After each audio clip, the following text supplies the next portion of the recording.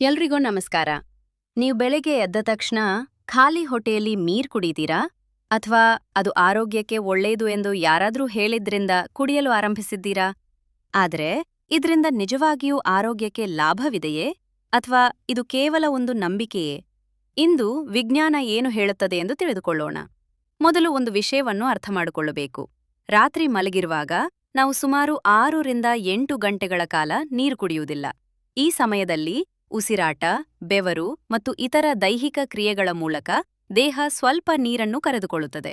ಆದ್ದರಿಂದ ಬೆಳಿಗ್ಗೆ ಎದ್ದ ತಕ್ಷಣ ನೀರು ಕುಡಿಯುವುದರಿಂದ ದೇಹಕ್ಕೆ ಮತ್ತೆ ಅಗತ್ಯವಾದ ನೀರು ದೊರೆಯುತ್ತದೆ. ಇದನ್ನು ಮರುಜಲೀಕರಣ ಎಂದು ಕರೆಯುತ್ತಾರೆ. ಇದು ದೇಹದ ಸಾಮಾನ್ಯ ಕಾರ್ಯಗಳಿಗೆ ಸಹಾಯ ಮಾಡುತ್ತದೆ.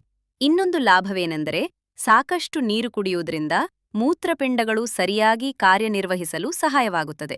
ಅದೇ ರೀತಿ ನೀರಿನ ಸೇವನೆಯಿಂದ ಮಲಬದ್ಧತೆಯ ಸಮಸ್ಯೆ ಇರುವ ಕೆಲವರಿಗೆ ಬೆಳಿಗ್ಗೆ ಮಲವಿಸರ್ಜನೆ ಸುಲಭವಾಗಬಹುದು. ಆದರೆ ಇಲ್ಲಿ ಒಂದು ತಪ್ಪು ಕಲ್ಪನೆಯಿದೆ. ಬೆಳಿಗ್ಗೆ ಖಾಲಿ ಹೊಟ್ಟೆಯಲ್ಲಿ ನೀರು ಕುಡಿದರೆ ದೇಹದಲ್ಲಿರುವ ಎಲ್ಲಾ ವಿಷಕಾರಿ ಅಂಶಗಳು ಹೊರಹೋಗುತ್ತವೆ. ಎಲ್ಲಾ ರೋಗಗಳು ಗುಣವಾಗುತ್ತವೆ ಅಥವಾ ತೂಕ ವೇಗವಾಗಿ ಕಡಿಮೆಯಾಗುತ್ತದೆ ಎಂಬುದಕ್ಕೆ ವೈಜ್ಞಾನಿಕ ಸಾಕ್ಷ್ಯವಿಲ್ಲ. ನಮ್ಮ ದೇಹದಲ್ಲಿರುವ ಯಕೃತ್ತು, ಮೂತ್ರಪಿಂಡ ಮತ್ತು ಇತರ ಅಂಗಗಳೇ ವಿಷಕಾರಿ ಅಂಶಗಳನ್ನು ಹೊರಹಾಕುವ ಕೆಲಸ ಮಾಡುತ್ತವೆ. ನೀರು ಆ ಪ್ರಕ್ರಿಯೆಗೆ ಸಹಾಯ ಮಾಡುತ್ತದೆ, ಆದರೆ ಅದೊಂದೇ ಎಲ್ಲ ಸಮಸ್ಯೆಗಳಿಗೆ ಪರಿಹಾರವಲ್ಲ. ಹಾಗಾದರೆ ಎಷ್ಟು ನೀರು ಕುಡಿಯಬೇಕು? ಬೆಳಗ್ಗೆ 1 ಅಥವಾ 2 ಲೋಟ ನೀರು ಕುಡಿಯುವುದು ಹೆಚ್ಚಿನ ಆರೋಗ್ಯವಂತ ಜನರಿಗೆ ಸುರಕ್ಷಿತವಾಗಿದೆ.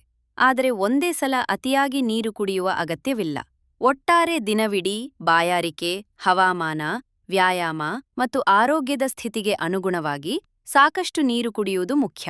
ಹಾಗಾದರೆ ತೀರ್ಮಾನ ಏನು? ಬೆಳಿಗ್ಗೆ ಖಾಲಿ ಹೊಟ್ಟೆಯಲ್ಲಿ ನೀರು ಕುಡಿಯುವುದು ಆರೋಗ್ಯಕರ ಅಭ್ಯಾಸವಾಗಬಹುದು. ಆದರೆ ಇದು ಯಾವುದೇ ಅದ್ಭುತ ಔಷಧಿಯಲ್ಲ. ಸಮತೋಲನ ಆಹಾರ, ನಿಯಮಿತ ವ್ಯಾಯಾಮ, ಸಾಕಷ್ಟು ನಿದ್ರೆ ಮತ್ತು ಸಾಕಷ್ಟು ನೀರು ಇವೆಲ್ಲ ಸೇರಿ ಉತ್ತಮ ಆರೋಗ್ಯವನ್ನು ನೀಡುತ್ತವೆ. ಇಂತಹ ಆರೋಗ್ಯ, ವಿಜ್ಞಾನ ಮತ್ತು ಉಪಯುಕ್ತ ಮಾಹಿತಿಗಾಗಿ ನಮ್ಮ ವಾಹಿನಿಯನ್ನು ಈಗಲೇ ಚಂದಾದಾರರಾಗಿ. ಧನ್ಯವಾದಗಳು.